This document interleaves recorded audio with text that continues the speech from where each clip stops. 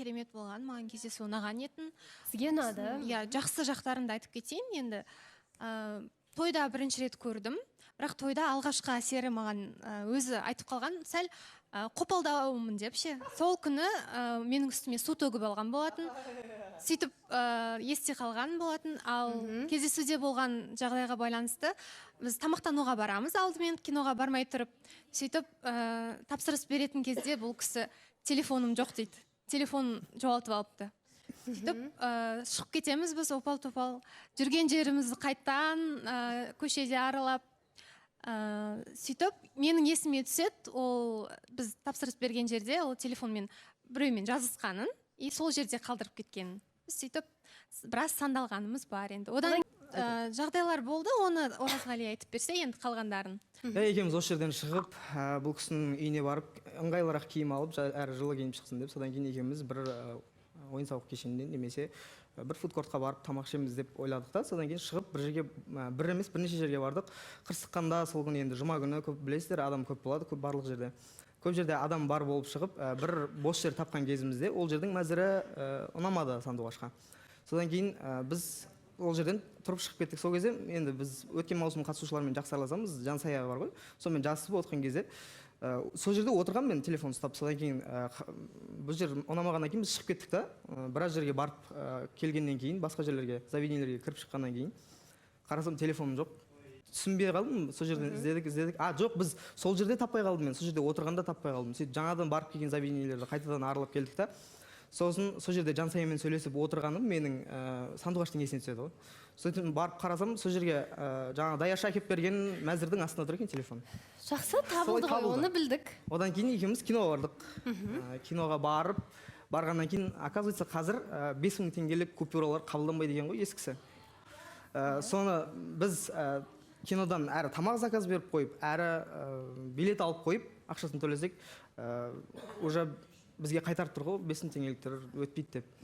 Сөйтіп ар жүрдік, бер жүрдік. Енді мен оны былай кешірім сұраймын, счеттармен төлеуге қалай қарайсыздар деп сұрасам, ол наличный ретінде тіркеліп қойғаннан кейін басқа карталармен мүлде төлеуге болмайды деп айтты. Содан кейін мен астына ақша іздеп кеттім. Сөйтіп мен басқа жерден тамақ алып келіп киноға кірейін десем, келсем, ана кісілер, жаңағы кинодағы кассадағы кісілер бізге ана тамақты да шығарып тастаған. Содан кейін біраз қызық болды, сондай, біраз сандалып. Алғашқы әсері қандай болды? Солай болып жалғасып келе жатыр ғой әлі де. Орасы таба батыр кәдімгідей. Ол бәрін күшті қылып айтып жатсыздар. Негізі арада бір бағанағы бір-бірлеріңізден байқаған күшті қырлар, бағанағы тәтті сәттер, жымиғанын алып қалды, көзқарасын алып қалды деген сияқты әңгімелер болды ма? Негізі бар, иә, соған келе жатырық па? Келмедік па? Жай келе жатырық. Ұзақ па деген, ұзақ келе жатырық та. Жетамай кеттік ше. Бағанадан бері енді айтылып жатыр ғой. Жаңағы Аидадан мен де сұраған мән жайды. Ол маған былай түсіндірді. Гүл келді ғой маған. Сол кезде бұл кісі екеуі жақсы сөйлесіп жүрген екен. Сол гүл келгеннен кейін екеуі ренжісіп қалыпты. Негізі екеулеріңіздің араңызда келісім болған екен. Аидаға сен үміткеріңді қайтар, мен оның орнына саған үміткер болып барамын деп. Жоқ, бізде гүл үшін ешқандай ренж болған жоқ, негізі маған ренжіген жоқ. Аида маған айтты. Аида түсінбей қалдым деді ғой, маған гүл келгенде. Гүл оған келу керек екен, Оразғалиден бөліп. Мен Аидаға өзім сұрадым мына жерден шыққан кезде, көрсетті қой, сен ренжіп қалған жоқсың ба, бәрі дұрыс па сенде деп. Өйткені мен оған келем деп айтып қойғам. Содан кейін тұрды да, жоқ, мен ренжіген жоқпын, бірақ сәл біртүрлі болды енді деді. Сол бір күн ішінде секіріп келгенін түсінбей қалдым. Жоқ, мен бір күн ішінде секірген жоқпын. Потому что біз Аидамен біраз уақыт сөйлеспей кеттік, одан кейін мен саған келдім ғой. Оның арасында промежуток уақыт бар негізі. Просто мен Аидамен жайдан жай сөйлеспей кеттім болды. Не деген кездейсоқтық деймін да, Аидамен жақсы сөйлесіп жүресің, Аида қалай жобадан шығар, маған келесің. Көңілі маған, ол тойда болдық қой біз екеуміз, тойда бірге отырып қалдық, және де ертесіне гүл жіберді, соған ренжіп қалды. Бұл яғни өзіңіздің ойыңыз. Әлде сізге біреу солай айтты ма?